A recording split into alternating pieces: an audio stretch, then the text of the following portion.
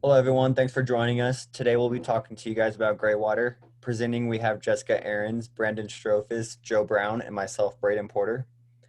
For our topic, we will be informing you more about non-potable, potable, and greywater, but our main focus is about the uses of greywater and the processes that are used to turn greywater into non-potable water.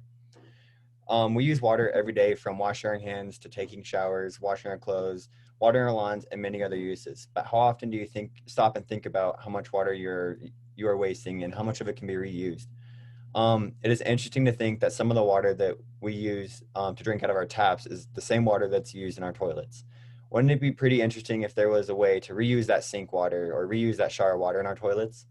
Well, today we're actually going to be talking to you about some sustainable ways to reuse that water. But before we dive into that, it's important that we discuss what exactly the three types of water are. So first, we have potable water, which is from sources that has been through a filtration process to remove impurities such as microorganisms, bacteria, chemicals, and fecal matter. Potable water is the water that you're able to drink, while non-potable water is unfiltered water from a natural source such as lakes, streams, ponds, reservoirs, and rainwater. And typically you'll see non-potable water used in like toilets, laundry machines, dishwashers, and irrigation.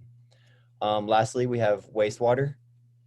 And wastewater is a byproduct that comes from most day-to-day living activities such as laundry, shower, dishwashers, and toilets.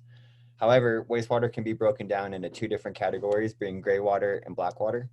Greywater is used, or greywater, which is what we're mainly focused on, is from actions from cleaner activities such as showers, washing machines, and dishwashers, while black water is from processes that cause contamination, such as toilet usage or sink usage.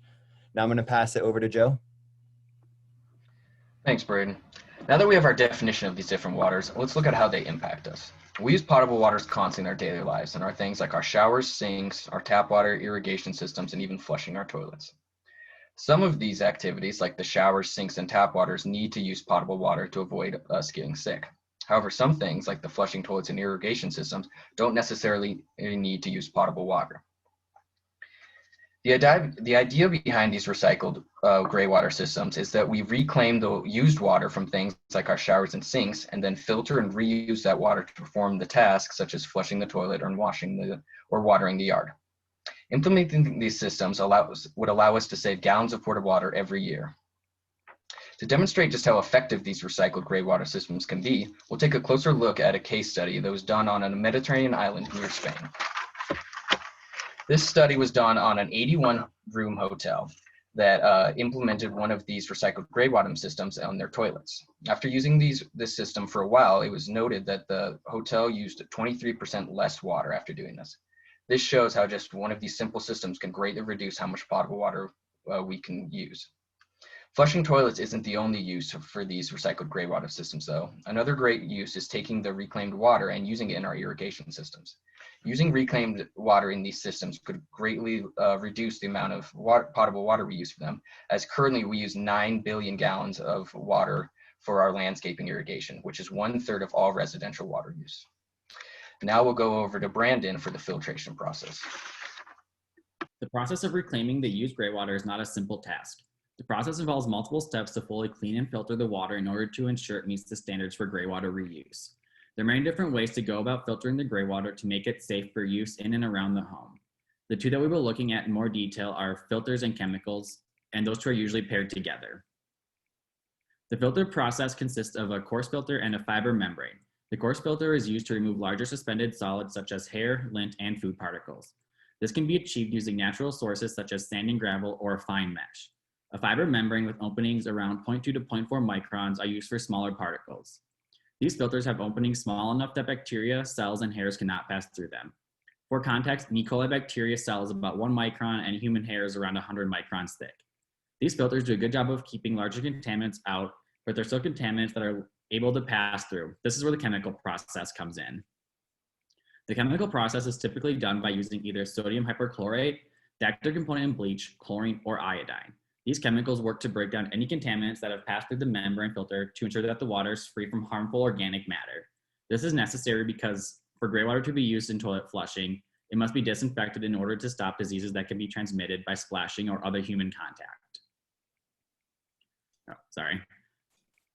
These chemicals have some adverse effects though. Gray water is used to treat, regularly treated with chlorine is toxic to plants and blocks their normal metabolic process and stops them from getting their needed nutrients. This can be a problem if you are trying to use recycled water for irrigation. To combat this, you can use either pre-chemically treated gray water or let the chemically treated water sit overnight and allow the chemicals to dissipate. I'll now pass it over to Jessica.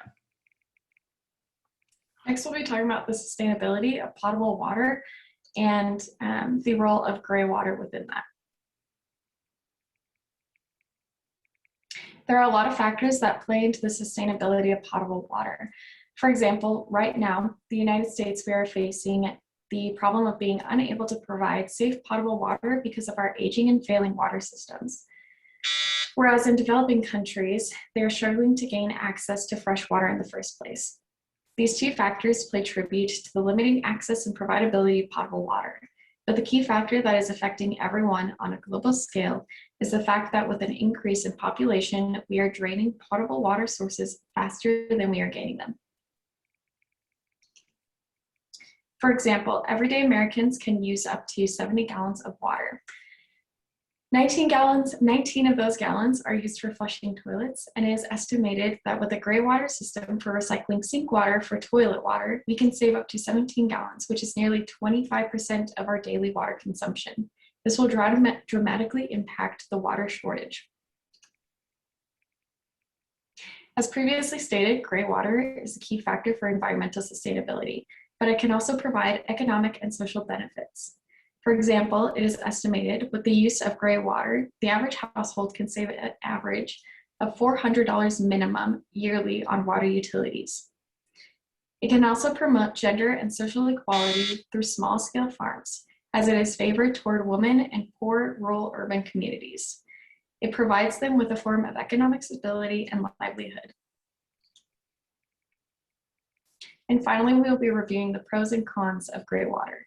Obviously, there is a great benefit to the environmental sustainability, but it can also limit the outpacing demands, which is when you have population demand for fresh water that outweighs what you can actually access. It also can provide nutrients for vegetation.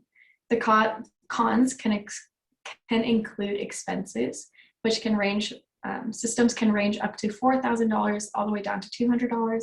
You're at risk for potential contamination with water, chemicals, and fecal matter. And if left to stand still for 24 hours, it can become very odorous. From Group 7 to you, thank you so much for watching our presentation and have a great day.